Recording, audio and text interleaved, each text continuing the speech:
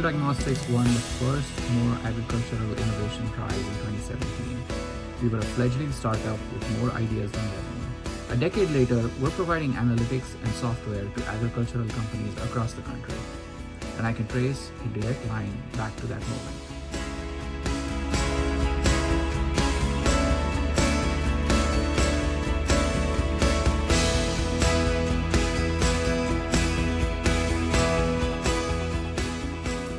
I'd like to thank the Moore family for this award that's very generous and it honors a lot of hard work and effort.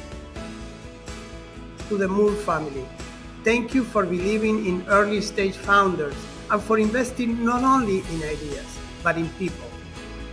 Trying to get customers across the finish line with an award like this helped add legitimacy and recognition for the effort we were putting in.